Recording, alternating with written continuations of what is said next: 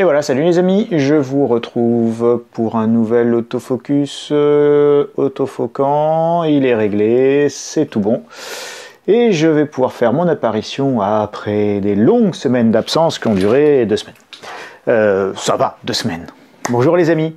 Alors petite explication, si je vous fais pas de vidéo, c'est pas généralement que j'ai pas envie de faire de vidéo, c'est que en fait j'ai pas forcément eu le temps de bien les préparer ou que j'ai quelque chose de forcément intéressant à dire.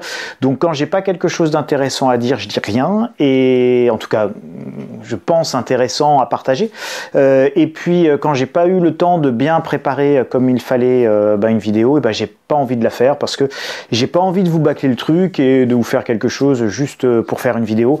Alors c'est chouette, c'est vrai, c'est plaisant, c'est tout ce qu'on veut, mais voilà, si c'est pas terrible et si c'est pas bien préparé, c'est pas rigolo, ni pour vous ni pour moi, donc je préfère m'abstenir. Voilà, donc d'abord ne pas nuire, et quand on n'est pas sûr, on s'abstient. Un principe que la société devrait appliquer dans bien des domaines. Suivez mon regard, mais sur plein de sujets. Alors, cette semaine, on va vous parler de juin 2022. Et oui, juin 2022, vous l'avez compris, c'est après les élections présidentielles. On ne sait pas qui sera notre nouveau président. Est-ce que ce sera Macron? Est-ce que ce sera celui qui monte terriblement aujourd'hui et dans les sondages et en termes médiatiques? Je pense évidemment à Éric Zemmour. Est-ce que ce sera encore quelqu'un d'autre? Bref, peu importe. Quoi qu'il se passera, et quel que soit le président qui va être élu en 2022, juin 2022 va être compliqué, et donc, à mon sens, la future étape à laquelle on peut commencer à réfléchir et à se préparer, c'est que les Français vont découvrir l'ostéflation en juin 2022. Donc je m'en vais vous expliquer un petit peu ce que j'ai derrière la tête avec ce mot d'ostéflation, et pourquoi juin 2022 et pourquoi ce timing-là. Donc je vais vous soumettre un certain nombre d'éléments d'analyse et de réflexion, et tout simplement pour vous permettre d'analyser et de réflexionner en toute liberté, et surtout douter systématiquement, réfléchissez par vous-même en toute liberté. Allons-y, allons-y les amis, on va donc parler de cette notion d'ostéflation. Juin 2022, je vous fais un petit résumé. Alors, l'inflation actuelle, sur quoi repose-t-elle? Elle repose sur un certain nombre de facteurs. C'est pas l'inflation actuelle, elle est pas, c'est pas un truc génération spontanée. Il n'y avait pas d'inflation, tout d'un coup il y a de l'inflation. On en a déjà parlé. On résume. On a une demande forte parce qu'on est plus nombreux, parce qu'il y a une reprise post-Covid, etc. D'accord. Mais avant tout, la demande est forte. Non pas en termes de croissance par tête de PIB d'habitants, mais surtout parce qu'on a beaucoup plus de têtes de PIB et d'habitants. Et donc comme on a beaucoup plus de têtes de PIB et d'habitants qui sont devenus globalement un petit peu tous solvables, les Chinois sont devenus solvables. Vous avez une véritable économie en Chine, l'émergence d'une véritable classe moyenne qui se compte par centaines de millions d'habitants en Chine. La classe moyenne chinoise aujourd'hui, c'est 300, 400, 500 millions d'habitants. Alors plus ou moins comment on va considérer les parités de pouvoir d'achat, etc. On va aller de 300 millions à 500 millions de Chinois qui ont globalement un niveau de vie comparable à celui, largement comparable à celui des Français.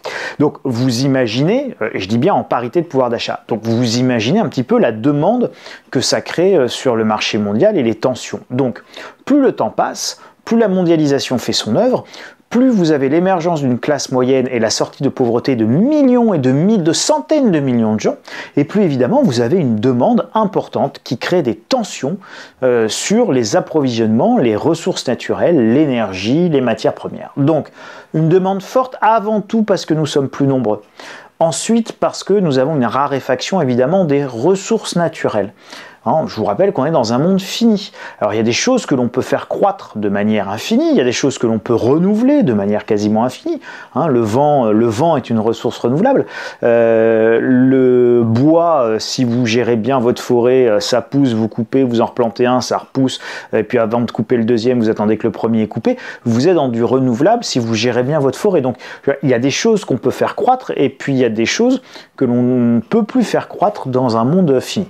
Une énergie qui n'est plus aussi abondante qu'avant, et surtout qui n'est plus pas chère, hein, qui n'est pas abordable. Elle n'est plus ni abondante ni abordable, cette énergie. Donc évidemment, ça pose toujours des problèmes.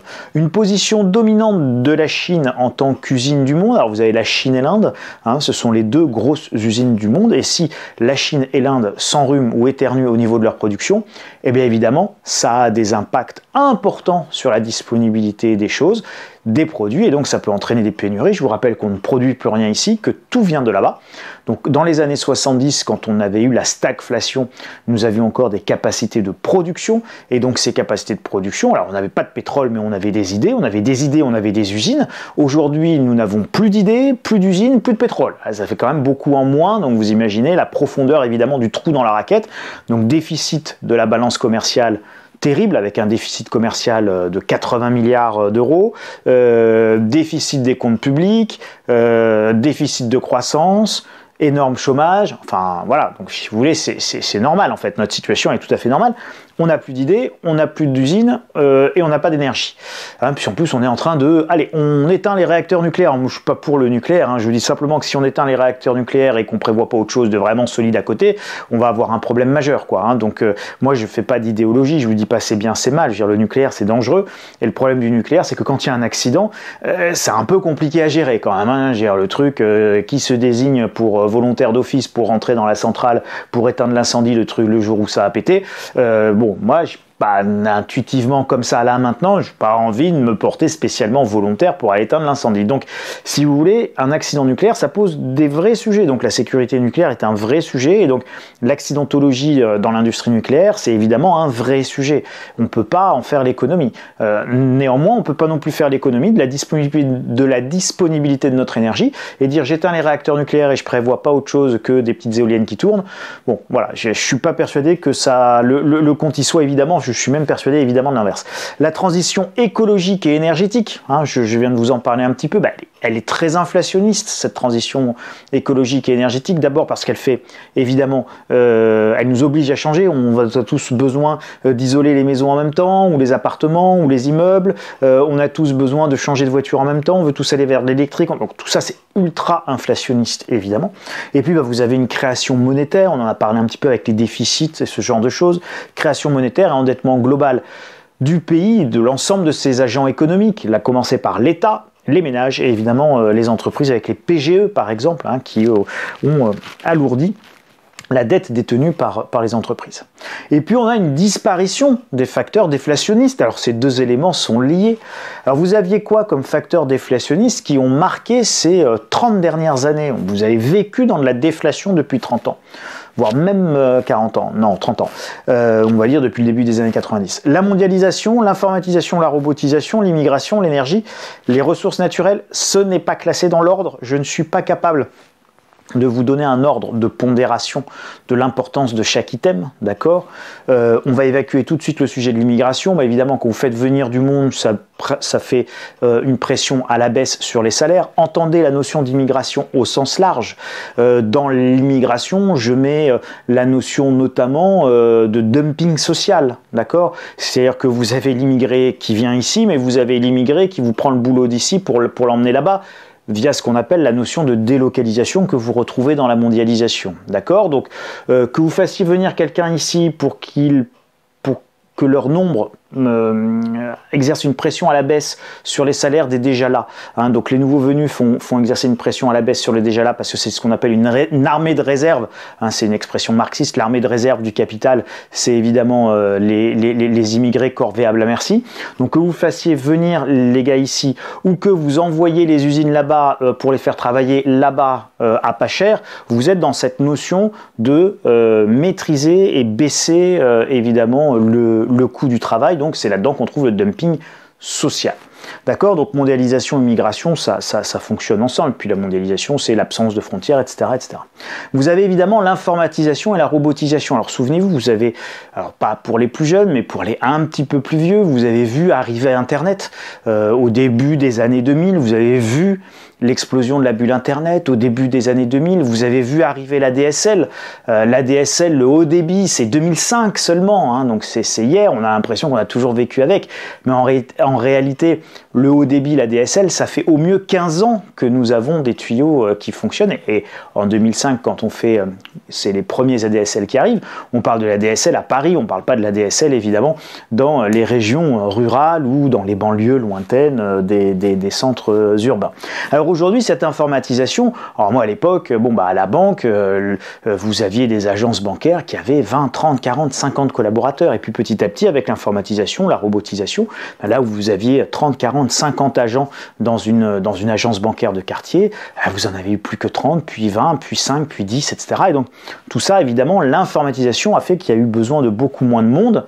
Et donc, on a mis du temps en réalité à engranger les gains de productivité. Vous avez beaucoup d'entreprises qui n'ont pas viré, licencié massivement leur personnel. Il y en a certaines qui ont pu faire ça, mais ça n'a pas été la majorité en réalité. Et donc, les gains de productivité ont été encaissés progressivement par les entreprises.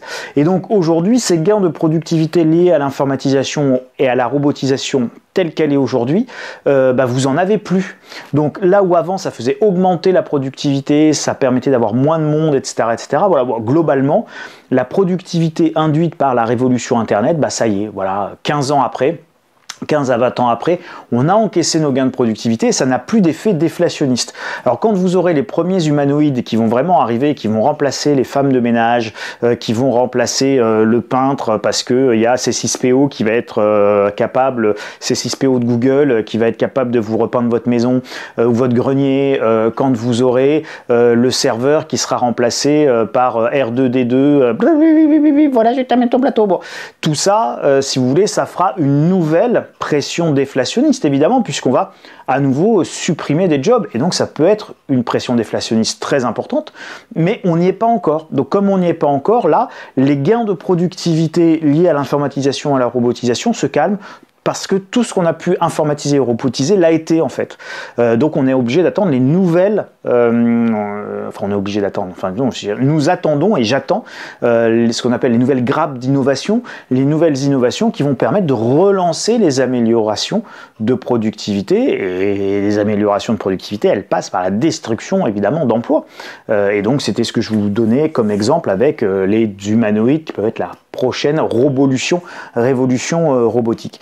Bon, l'énergie, on en a parlé, l'énergie quand elle est abondante et pas chère, c'est déflationniste, et puis quand elle devient très coûteuse, c'est inflationniste. Donc quand on est il y a un an et que le prix du baril devient négatif, on sait très bien qu'on est dans un excès baissier complètement délirant où vous devez payer pour qu'on vous prenne votre pétrole. Je ne sais pas si c'est ça que ça veut dire, un prix négatif du baril de pétrole, comme il n'y a plus assez de solutions de stockage et que vous ne pouvez pas le déverser à la mer. Donc il y a des gens qui ont payé pour qu'on leur achète leur pétrole.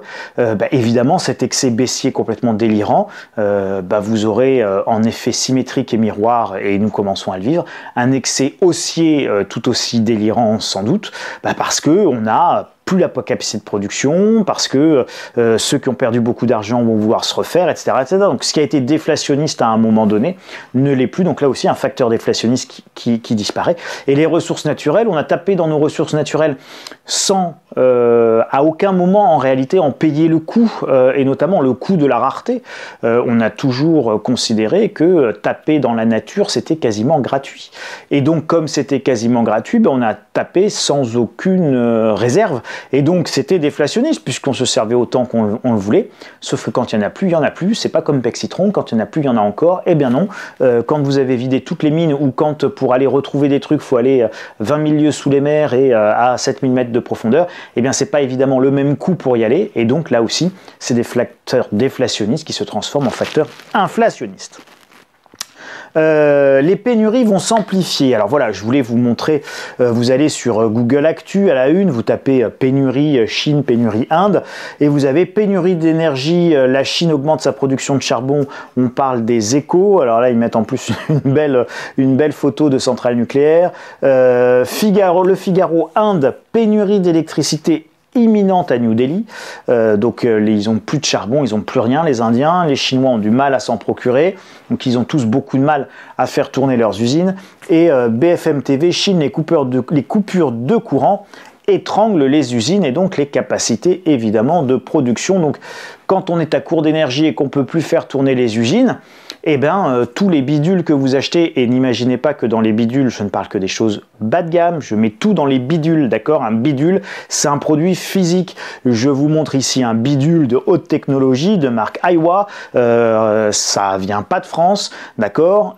Et ça, c'est un bidule. Et il faut beaucoup d'énergie, de matière, d'intelligence, d'usine, enfin, je veux dire, pour réussir à produire ce bidule que je filme avec un autre bidule qui est de haute technologie aussi, qui repose sur un pied, trépied, machin, bidule avec des micros, etc. Je suis rempli de bidules et ces bidules sont indispensables, y compris pour la nouvelle économie ou l'économie. Là, on est typiquement dans l'économie de la connaissance, dans l'économie Internet. Je ne fabrique pas de produits, je discute juste avec vous. Et pourtant, pour pouvoir discuter juste avec vous, il faut une débauche d'énergie et de bidules. Il y a des lumières allumées, il y a plein de bidules qui ont été transformés avec plein de matières grises et de matières premières. Et vous-même, regardez ça sur des bidules également de haute technologie, le tout fonctionnant évidemment à l'électricité. Et à l'électricité plutôt nucléaire que verte à l'éolienne. Donc, on a besoin d'une débauche d'énergie, y compris pour ce que nous sommes en train de faire là. Débauche d'énergie et de matière. Et donc, si vous n'avez pas d'énergie, vous n'avez plus de transformation de la matière en bidules. Et dans tous ces bidules qui nous permettent de faire tout ce que nous faisons aujourd'hui et plein d'autres choses. Et pourtant, ce sont des bidules. Mais à un moment donné, l'économie, c'est la fabrication de bidules. Et je vous passe les serveurs, les fermes de serveurs, qu'il faut refroidir, climatiser et tout le tintouin. Et là aussi, la débauche d'énergie que nécessite Internet. Et je ne vous parle pas du minage de Bitcoin. Alors, pénurie, évidemment, égale inflation. Donc quand on n'est pas capable de produire assez de bidules et que la demande de bidules est importante, eh bien le prix du bidule concerné, il monte. Souvenez-vous du prix du bidule qui était le bidule masque quand tout le monde était malade, avait très peur et qu'on était une pandémie et que nous voulions tous des masques, et ben le prix du bidule masque évidemment s'est envolé et il y avait que la France qui n'arrivait pas à acheter de masques, puisque en France on est un peu rapia parfois, donc on se dit qu'il vaut mieux payer un confinement à 25 milliards d'euros le confinement plutôt que de dépenser 50 centimes le masque au lieu de 10 centimes. Oui, la bonne affaire, mais bon voilà, quand on est fonctionnaire et ils ont calculé comme ça ces imbéciles du ministère de la Santé. Donc il disait, ah non mais hors de question qu'on paye des masques, qu'on paye 1 centime normalement le masque de chirurgien, hors de question qu'on le paye 50 centimes pièce, c'est une escroquerie, donc on n'achètera pas. Donc résultat, on a mis 3 mois à avoir des masques, là où tous les autres avaient des masques, évidemment au départ, puisqu'il y avait des masques, il y avait juste pénurie de masques à un prix qui nous semblait convenable, pour la simple et bonne raison qu'une pénurie se règle toujours par l'ajustement des prix. Et donc c'est au plus offrant, et donc les prix montent, et c'est celui qui est capable d'offrir le prix le plus important qui rafle la mise, et c'est comme ça qu'on règle un problème de pénurie et l'allocation des produits. Alors ça veut dire quoi? Ça veut dire juste, je vous donne un petit exemple, au hasard, là comme ça, en passant, quand vous, sur votre livret A, ça vous rapporte 0,5% et que vous avez une inflation à 5%, je suis gentil quand je vous parle d'une inflation à 5%, vous perdez 4,5% de pouvoir d'achat en réalité à l'année. Donc, est-ce que vous avez intérêt à avoir de l'argent stocké sur votre livret A qui rapporte 0,5% alors que l'ensemble des prix monte de 5% par exemple? Et la question elle est très vite répondue, et pour faire un petit clin d'œil à une vidéo qui avait fait le tour d'internet, la question elle est hyper vite répondue, et évidemment j'ai pas intérêt à garder beaucoup de sous sur mon livret A. Alors j'en garde un peu parce que l'épargne de précaution c'est toujours très important, et c'est comme le port-salut, c'est marqué dessus, épargne de précaution, ça veut bien dire ce que ça veut dire, c'est la précaution. Donc j'ai toujours besoin d'un peu d'épargne de précaution, parce que je peux avoir un chauffe-eau qui claque, une fuite à réparer, une toiture à changer, enfin que sais-je. Donc évidemment, il faut garder un petit peu de sous pour être capable affronter les aléas de la vie, c'est une évidence, mais on garde ce qu'il faut garder. Aujourd'hui, dans un système et dans une économie qui est inflationniste, vous avez plutôt intérêt à acheter des boîtes de conserve et des raviolis. Je rappelle que quand je vous parle des raviolis, c'est une analogie pour parler de tout ce que vous pouvez être amené à stocker, à conserver, à mettre de côté parce que vous en avez besoin, et qu'on stocke toujours ce dont on a besoin ou ce dont le voisin a besoin, puisqu'évidemment si votre voisin a besoin de masques, et que vous êtes capable de stocker des masques, eh bien vous pourrez lui revendre vos masques. Si votre voisin il est fumeur, eh bien vous stockez des cigarettes, vous pourrez lui revendre des cigarettes. Et puis votre voisin, s'il a faim et que vous avez quelques boîtes de raviolis d'avance, eh ben vous pourrez toujours soit être gentil et bienveillant et lui offrir une boîte de raviolis pour que ses enfants ne meurent pas de faim, ou vous pourrez la lui revendre si vous êtes un peu moins charmant et bienveillant et un petit peu plus entreprenant, parce que vous le verrez, derrière ce sujet qui peut sembler comme ça, c'est inquiétant, l'ostéflation, machin, etc. C'est pas inquiétant, c'est quand on a compris ce qui allait se passer, chaque crise est une opportunité, on va continuer à en parler, n'y voyez aucun cynisme, mais chaque crise est une opportunité.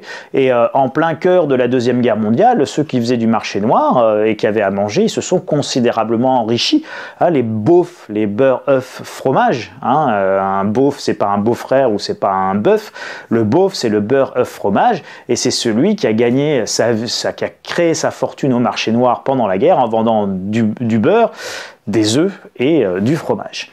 Placer une partie de son épargne en produits est en réalité une excellente idée de placement. On ne stocke que ce que l'on consomme ou dont on a besoin, soit son voisin. Alors d'ici aux élections présidentielles, on rase gratis les amis, d'accord?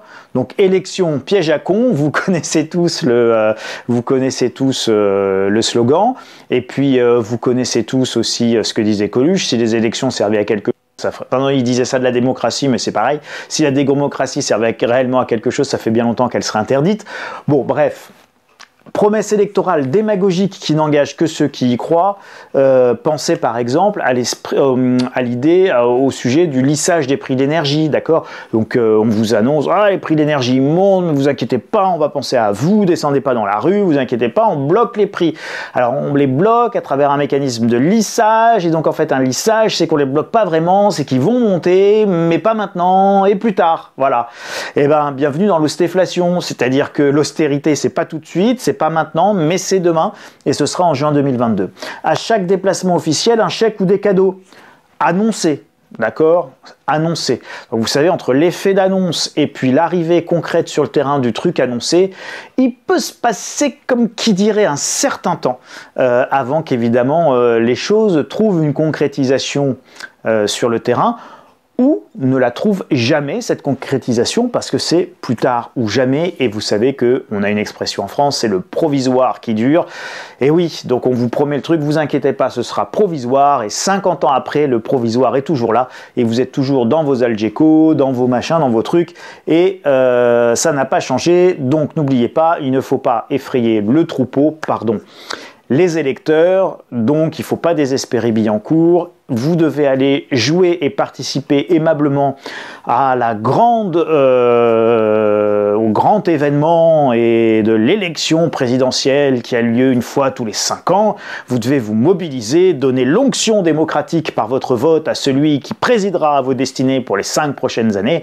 Donc, tenez-vous sage, on va vous aider à tenir sage. Voilà, petite promesse, machin. Donc, a priori, comme ça, intuitivement, la conséquence de ça, alors je ne suis pas de politique, je ne suis pas pour ou contre, c'est pas le sujet, encore une fois. On observe toujours une notion de gel 6 à 8 mois avant les élections. C'est pas là qu'évidemment on passe les grandes réformes, qu'on fait les grandes économies et qu'on fait...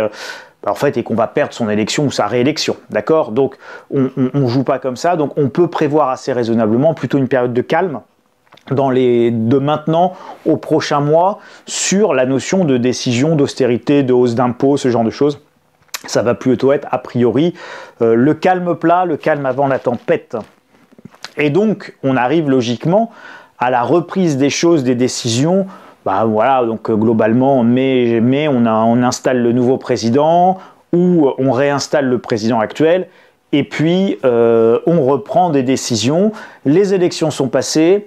Les vaccinations, vous connaissez mon point de vue, je pense que ce ne sera pas le succès annoncé, mais que ça marchera que très très moyennement. Je veux dire, le truc qui perd l'efficacité au bout de 3 mois, il faut revacciner tout le monde au bout de 6, autant vous dire que c'est un machin qui marche pas, d'accord? Donc vous pouvez me dire qu'il faut une piqûre, 2 piqûres, 3 piqûres, 4 piqûres ou 10 piqûres. S'il faut 10 piqûres, c'est qu'a priori votre machin il marche pas. Donc il faudra pouvoir supporter les 10 piqûres, ne pas tuer tout le monde avec 10 piqûres, qu'on peut en supporter une ou deux, et encore pas tout le temps, mais enfin 3 c'est plus compliqué, 4 ça sera encore plus compliqué. Donc à chaque fois vous allez éliminer des gens qui pourront pas supporter ces piqûres, vous allez faire baisser l'adhésion, enfin bref, j'avais expliqué tout ça dans un dossier. Donc ça sera sans doute plus un échec qu'une grande réussite. Donc on va avoir cette difficulté là à gérer. La France est dans un état économique qui est désastreux, on va vers 130% de dette sur PIB, c'est-à-dire qu'on est la Grèce des années 2010-2011. Les pénuries pèsent sur la croissance et le moral des ménages, donc vous imaginez pas que quand il y a des pénuries, l'économie elle peut tourner à plein régime. C'est complètement faux. Regardez ce qui se passe sur les usines automobiles. Elles sont toutes en train de s'arrêter parce qu'il n'y a pas de composants électroniques. Conclusion, il va falloir rassurer les marchés, la BCE, nos partenaires européens, donner des gages de solvabilité et de bonne gestion. Donc on peut prévoir, pareil, enfin moi je regarde dans mes poules de cristal, vous savez ici j'ai des poules, et donc bon ils ont plein d'experts au ministère, moi j'ai juste des poules de cristal, et mes poules de cristal me disent que l'austérité arrivera évidemment après les élections en juin 2022, elle arrivera très vite, parce qu'il faudra effectivement rassurer très rapidement les Français, pas les Français justement, c'est les Français qui paieront, mais on va devoir rassurer très rapidement nos partenaires sur notre solvabilité. Donc les impôts vont monter, les aides vont baisser, hein, donc effet ciseau, hein, on monte les impôts, on baisse les dépenses, les prix montent. Parallèlement, les prix montent et vous avez toujours ce phénomène d'inflation. Les pénuries sont durablement installées. On vous parle de pas avant 2023 pour les puces électroniques, par exemple. Donc, voilà, donc 2023, autant vous dire qu'en fait, ils en savent rien, mais que pour le moment, rien ne permet de penser qu'avant 2023, on pourra en avoir. Donc, de toute façon, c'est loin d'être terminé. De même que la pandémie n'est pas terminée et qu'on n'est pas à l'abri d'un mauvais variant, Delta, Alpha, Gamma, Theta et toutes les lettres grecques que vous voulez. On cantonne la dette Covid, d'accord? Donc on va la cantonner, la dette Covid, on va dire voilà, il y a 300 milliards d'euros, on le met dans un coin. On avait déjà fait ça, notamment avec le consortium de réalisation du Crédit Lyonnais, ou avec la CADES, avec des dettes sociales, et puis on avait créé un impôt spécial, la CSG, la CRDS, la contribution de remboursement à la dette sociale. Hein, vous voyez passer ça sur vos impôts, sur vos prélèvements. Et donc, on peut penser aussi qu'on peut aller vers un impôt spécial Covid, d'accord? Donc la contribution de remboursement de la dette Covid, la CRDC. Ça serait joli ça, la CRDC, et donc on pourrait créer un nouveau machin, la caisse de remboursement de la dette Covid, CRDC, avec un directeur général de la CRDC qui serait payé grassement, qui aurait une voiture de fonction, puis qui aurait un certain nombre de collaborateurs quand même pour gérer le remboursement de la dette Covid, et puis pour donner des petites places à ces de la bonne gestion, je vous disais. Résumons. L'économie va mal, voilà, alors faut le prendre avec le sourire, faut le prendre bien, elle va mal et c'est paradoxal, vous avez du travail, d'accord? C'est-à-dire que celui qui aujourd'hui veut travailler, pour le coup, vous pouvez traverser la rue, ça recrute. Ne me faites pas dire ce que je n'ai pas dit. Je vous ai pas dit que ça recrute dans des bonnes conditions avec des super salaires et des conditions de travail super confortables. Je vous ai pas dit ça. Mais aujourd'hui, si vous voulez travailler, il y a du boulot. Je pense à des métiers qui sont durs, effectivement, comme ceux notamment de la restauration, de l'hôtellerie. Alors là, c'est tapis rouge. Vous pouvez y aller à n'importe quel moment, à condition d'avoir le petit vaccin. Ou le test dans le nez tous les 3 jours. D'accord? Donc vous n'êtes pas obligé de vous vacciner partout et dans tous les boulots de la restauration. Il faut le pass sanitaire dans certains endroits, dans d'autres c'est la vaccination obligatoire. Donc voilà, regardez bien, il y a quand même des possibilités, même si vous ne voulez pas vous faire vacciner. Je ne suis pas en train de vous dire de vous faire vacciner ou pas vacciner. J'ai pas à vous donner mon opinion là-dessus, qui n'est qu'une opinion. Et donc c'est pas l'objet dans ces vidéos. Nous n'avons pas notre souveraineté monétaire et nous devons donc rassurer nos partenaires sur notre solvabilité. Et oui, parce que quand vous avez votre souveraineté monétaire comme les Anglais, quand ils font leur Brexit, eux ils font le Brexit, mais ils ont fait le Brexit avant d'adopter l'euro si vous voulez. Donc nous on a l'euro, donc si on voulait faire un Frexit c'est un peu plus compliqué, mais en attendant nous on n'a plus notre banque centrale, on n'a pas notre souveraineté monétaire, donc on ne peut pas monétiser, on ne peut pas imprimer des billets comme on a envie, on n'a pas le droit de le faire puisque c'est la BCE, la Banque Centrale Européenne, qui le fait pour nous, donc on ne peut pas utiliser notre propre banque centrale. Ça aurait des conséquences, hein, la dévaluation de notre monnaie, etc., etc., mais On ne peut pas le faire. Nous serons donc obligés de réduire la voilure pour rassurer et assurer notre solvabilité et nos partenaires. Nous allons déclencher donc a priori une politique d'austérité. Et ça va dans une politique d'austérité dans un moment de grande inflation. Et ça va être compliqué à gérer. D'accord? Ça va être d'ailleurs terriblement compliqué parce que souvenez-vous, la politique d'austérité en Grèce qui est menée, on va dire 2010-2015, elle est très violente, mais elle ne s'accompagne pas d'une économie qui est ultra inflationniste, enfin qui est très inflationniste. On est plutôt dans un contexte déflationniste. Mais là, une austérité dans un contexte inflationniste, ça va être d'une très grande violence sociale et ça va générer un appauvrissement important. Et donc c'est pour ça, voilà, mieux vaut avoir quelques boîtes de conserve d'avance plutôt que trop d'argent sur son livret A. Alors, c'est le dossier que j'ai écrit, d'accord, juin 2022, les Français découvrent l'ostéflation pour expliquer tout ça. Et puis pour vous dire comment on peut s'en prémunir et s'en protéger. Mais austérité plus inflation égale pauvreté, ça c'est une évidence. Austérité plus inflation, on va augmenter le niveau de pauvreté, on ne va pas améliorer le sort des gens. Ça veut dire une baisse du pouvoir d'achat qui va être importante. D'autant plus importante que vous allez encore une fois avoir cet effet ciseau, une hausse des prix, une baisse des dépenses, une hausse de la fiscalité, une baisse des dépenses de l'État. Donc en gros, vous avez les prix qui montent, vous payez plus d'impôts. Pour ceux pour qui ça se passe bien, alors ceux qui ne payent pas d'impôts, ils ne paieront pas plus d'impôts, sauf augmentation de la TVA ou ce genre de choses. Mais enfin, ils auront moins d'aides, et souvent ceux qui ne payent pas d'impôts ont des aides, on peut penser qu'ils auront un petit peu moins d'aides, et puis surtout, tout ce qu'ils achètent et qu'ils ont besoin d'acheter va coûter plus cher. Donc, dans le meilleur des cas, si vous ne prenez pas les hausses d'impôts et l'austérité de plein fouet, vous prenez l'inflation de plein fouet. Pour les classes plutôt moyennes, je rappelle qu'en France, un couple de profs, c'est une classe moyenne, 4 000 € de revenus pour un foyer, vous êtes dans la classe moyenne. Là, vous n'avez pas beaucoup d'aide, pour ne pas dire aucune aide. Et donc là, vous allez prendre de plein fouet l'austérité plus l'inflation. Donc ça va être terrible pour les classes moyennes, elles vont le voir passer de manière très violente. Donc, on peut prévoir des mouvements sociaux importants sur fond de pénurie qui risquent de s'amplifier et de s'aggraver, c'était ce que je vous disais ici, notamment si nous avons des mouvements sociaux important et que les pénuries au niveau international s'aggravent notamment en raison du manque d'énergie et on peut penser que c'est en tout cas probable, possible, envisageable dans les mois qui viennent. Donc on stocke ce dont on a besoin plutôt que d'épargner trop. Je vous rappelle qu'il y a beaucoup d'épargne disponible aujourd'hui, notamment parce que les classes moyennes ont beaucoup épargné et on anticipe une hausse de la fiscalité. Il n'y a rien de déprimant là-dedans. Toute crise est une opportunité. Toute crise est une opportunité. Donc à vous de voir les opportunités, je vous aide un petit peu là-dedans, mais à vous de voir les opportunités dans cette crise, mais il y en a, d'accord? Et donc l'une que j'ai pu vous citer tout à l'heure, c'est que vous avez par exemple du boulot.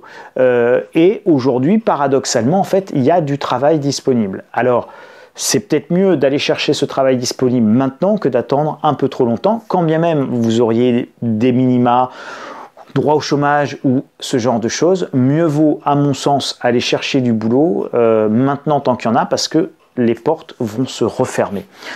À mon sens, pas trop d'inquiétude non plus, et je vous livre une des conclusions très importantes pour ceux qui ne pourront pas s'abonner à la lettre stratégie ou qui ne voudront pas s'abonner à la lettre stratégie, ou plutôt qui n'auraient pas forcément les moyens de s'abonner à la lettre stratégie. Je ne pense pas que ce soit un mouvement durable, cette ostéflation. Je pense que ça va être quelque chose qui va durer 1 à 2 ans, parce que je pense que ce n'est pas quelque chose qui est tenable, notamment socialement. Ce sera encore plus violent que ce qui a pu se passer en Grèce. Et donc, à mon sens, c'est pas tenable. Donc, il faudra trouver d'autres solutions, mais ça va mettre un petit peu de temps. Et ben, voilà, c'est un processus itératif. Donc, je vous explique un petit peu ma chronologie là-dedans. Mais je pense que ça ne durera pas trop longtemps. Mais enfin, les 2 années qui viennent risquent d'être un petit peu compliquées à gérer. Donc, anticipez-le, préparez-vous. Un homme averti en vaut 2, un homme averti est préparé en vaut 4. Donc vous pouvez mettre évidemment des gros doigts de pouces bleus sur cette vidéo, la partager massivement si elle vous a plu et puis en faire une petite publicité amicale auprès de ceux que vous aimez. Vous pouvez vous abonner gratuitement tous les jours à ma lettre d'information sur le site insolentiae.com et quand vous faites /boutique, vous pouvez évidemment vous abonner à la lettre stratégie et au dossier stratégie et vous aurez accès en prime gratuitement pour tout abonnement aux 70 dossiers ou plus de 70 dossiers qui sont déjà édités, donc vous pourrez regarder sur les 4-5 dernières années l'évolution de la situation, de l'analyse, etc. Donc c'est toujours très intéressant en plus de pouvoir mettre en perspective plusieurs étapes dans l'analyse, parce que tout ça évidemment c'est évolutif. Il n'y a rien de figé, on analyse des choses qui changent, qui une situation qui évolue. Et donc c'est très intéressant toujours de voir pourquoi quelque chose qu'on avait prévu s'est bien passé comme on l'avait prévu, et puis pourquoi quelque chose qu'on avait prévu ne s'est pas passé comme ça avait été prévu, et quel est l'élément qui est venu modifier la prévision, et dans quelle mesure on peut reprévoir par rapport à ce nouvel élément, etc. etc. Donc c'est ça qui est très intéressant, c'est de suivre ça. Donc à date, comme on dit, à date, on se dirige vers un moment d'ostéflation, et nous verrons bien la teneur des débats, qui sont aujourd'hui orientés évidemment sur la notion d'immigration, de délinquance, de sécurité, avec une immense absence des sujets économiques dans le débat politique actuel qui préfigure les débats que nous allons vivre et avoir en tant que citoyens pour l'élection présidentielle qui arrive. Donc vous noterez quand même l'absence complète des sujets économiques. On est vraiment sur l'immigration, la délinquance, la violence, l'islam, etc. Les sujets économiques sont quand même assez relégués en second plan. Je pense qu'ils vont revenir et je pense qu'ils vont s'imposer très très rapidement parce que l'inflation va être un vrai sujet, les pénuries vont être un vrai sujet, et donc ça va s'inviter de manière assez violente dans la campagne électorale, et les hommes politiques et les dirigeants ne pourront pas ne pas traiter ce sujet. Voilà les amis, je vous souhaite une excellente semaine. Je vous retrouve normalement la semaine prochaine, sauf si j'ai pas le temps, que je suis en complète panne d'idées et de choses intéressantes à vous dire. Mais sinon, je vous retrouverai dimanche prochain pour un nouveau JT du Grenier. D'ici là, vous prenez bien soin et grand soin de vous et de vos proches. Et je vous dis à très bientôt. Salut les amis, au revoir.